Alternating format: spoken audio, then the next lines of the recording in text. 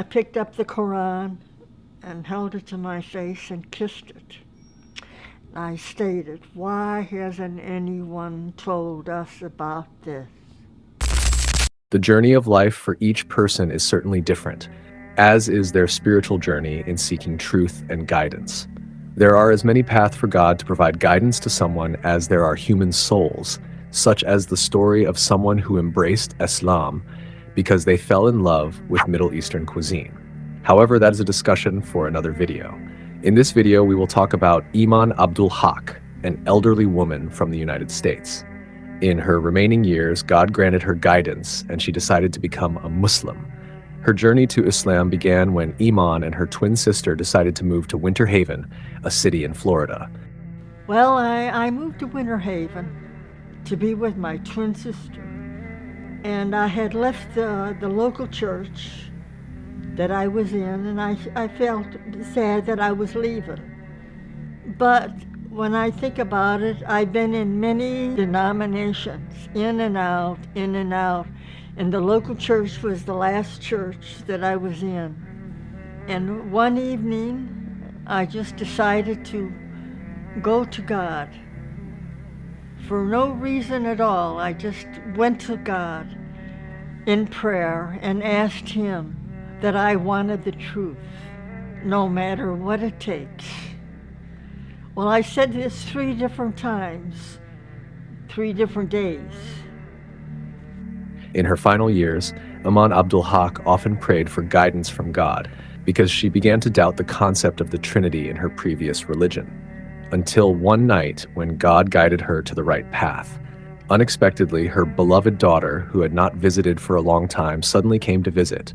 He was surprised because his daughter came as a Muslim woman. And then one night I was ready to retire when the doorbell rang, and my twin said, your daughter's here. And I says, my daughter, which one? And she said, Lou. So anyway, I went to greet her and came back, and I saw her, she was all covered differently.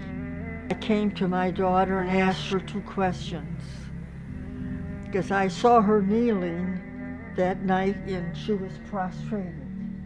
And that seemed strange to me. So anyway, I asked her, are you still a Christian? And what do you think about the Trinity? And then my daughter said that she would take time with me that night and she would share. I had mentioned to my daughter, oh, Lou, I've been praying for the truth, no matter what it takes. Seeing her mother's concerns and listening to her questions, Nur Nasar responded and explained the concept of the Trinity to her mother. Then Nur Nasar continued by explaining the concept of religion in Islamic teachings and advised her mother to read the Quran more. I picked up the Quran and held it to my face and kissed it. I stated, why hasn't anyone told us about this? Nur taught me how to pray, how to wash before prayer. And I memorized my prayers in English and some in Arabic. Okay? So then I continued with my reading and studying the Quran. And it was some time before I had I would say like a revelation.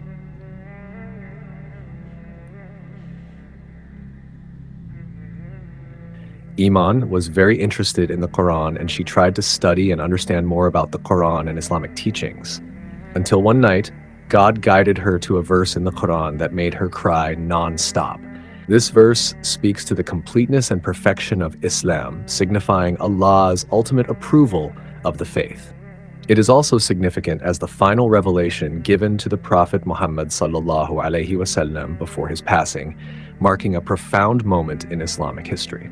The main part is that I've been in Islam for many years, reading, reading and studying and praying. And then one night, Allah guided me to an ayat and a surah. And it mentioned, this day I have completed my favor upon you.